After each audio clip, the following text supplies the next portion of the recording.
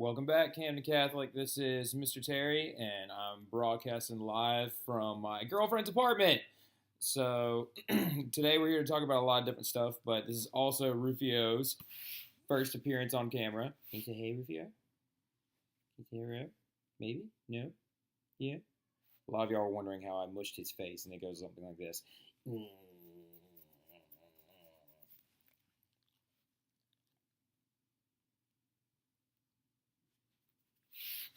Don't worry, he loves it. But let's go ahead and get started.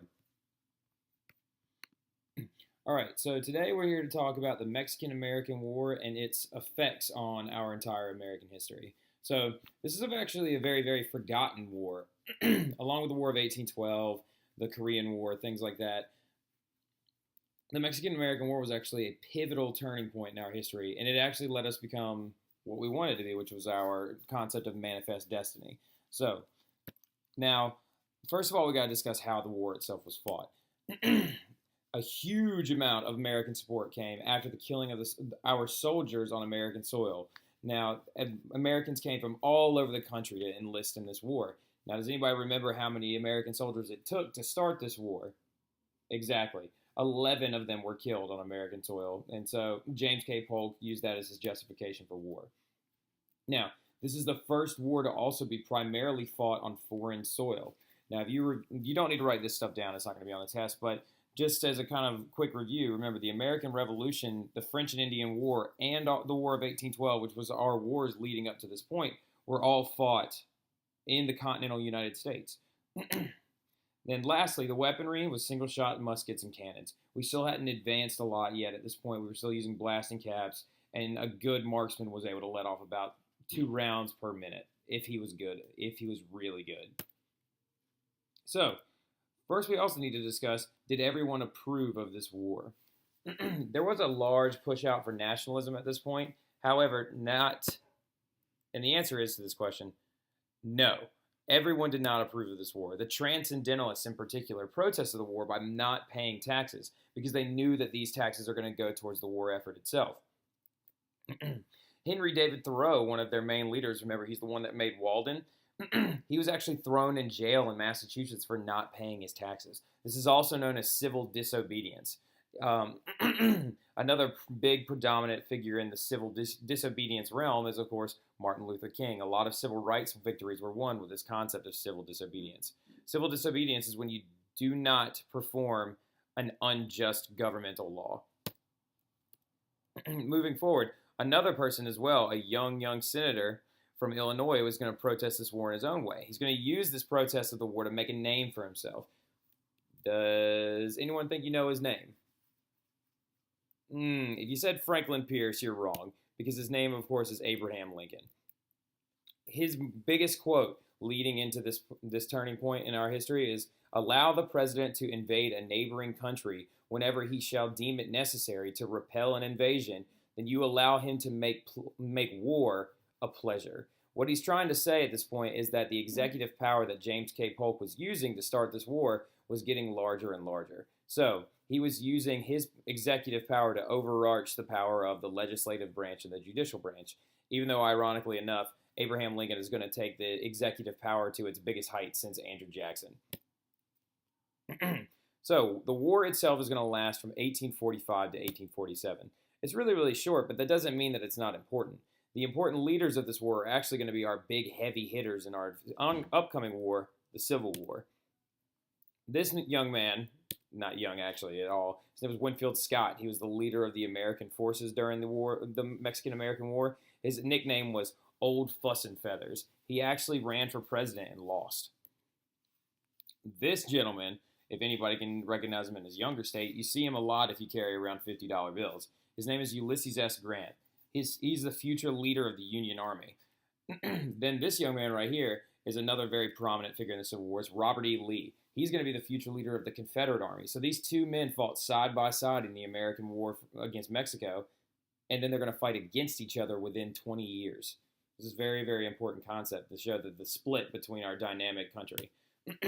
The other people that are going to be main leaders in this war are people like Franklin Pierce, who's going to be elected the 14th president, and Zachary Taylor, who's going to be the 12th president. Zachary Taylor is going to be the one that comes up with a lot of new concepts about the Free Soil about the Free Soil Party and a lot of the events going into the Civil War itself.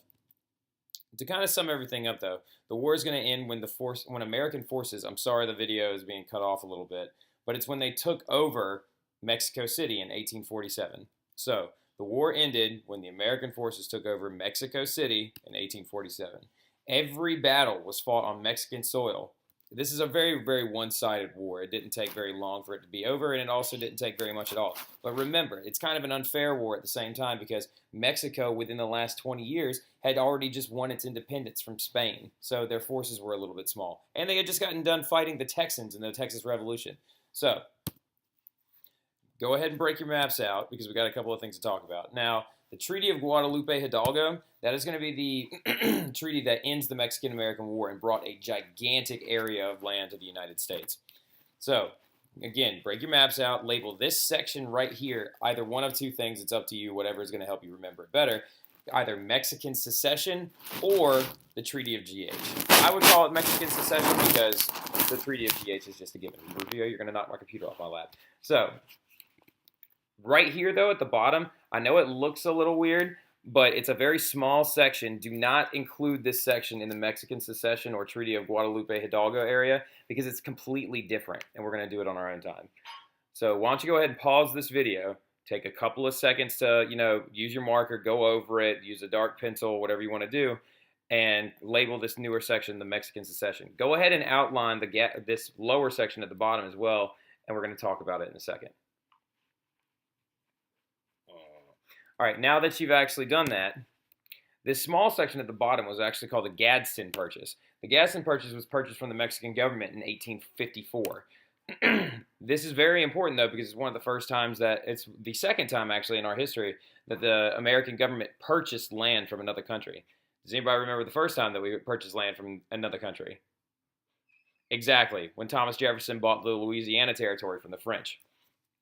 The Gadsden Purchase was mainly used to construct a new transcontinental railroad, even though, ironically enough, most of the entire railroad that was used to connect our country was built by Chinese people.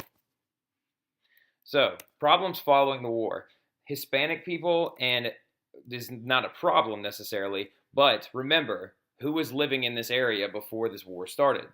Exactly, Hispanic families. There were 75,000 to 100,000 Hispanic families still living on this area. They are Catholic. And also, they were given property rights and voting rights to males by the United States. So Hispanic descendant males were allowed to have property and allowed to vote as well. Then there were the Native Americans.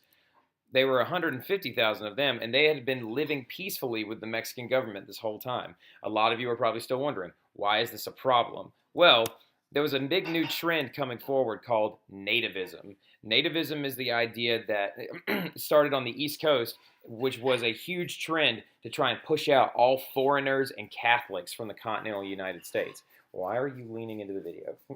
Anyway, so I love you too. This trend was led by the political party known as the Know Nothing Party. Because if you ever asked them about their views or why they didn't like foreigners, they would say, I don't know. Also, that's actually that's a real fact. Now, political parties during the 1840s and 50s, let's do a quick review so you can make sure you remember this stuff for the test, are the Democrats, the Whigs, and the Know Nothing Party. So, population in California, however, was too low for statehood. Now, that word right there that's been cut off a little bit by the video, it says statehood. So, does anybody remember how many people it takes to make a territory a state?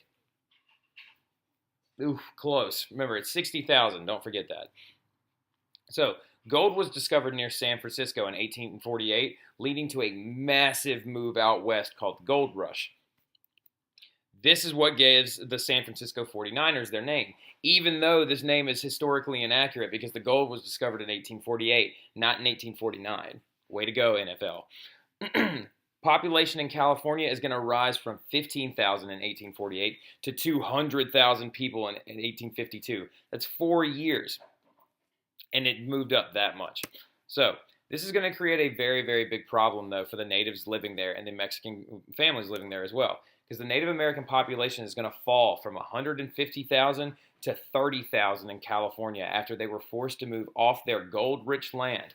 Thousands of Native American children are even going to be sold into slavery. So this is an even bigger concept to think about. Not all slaves during this time period were from Africa. Some of them were even native people that were here before the Anglo-Saxon whites showed up.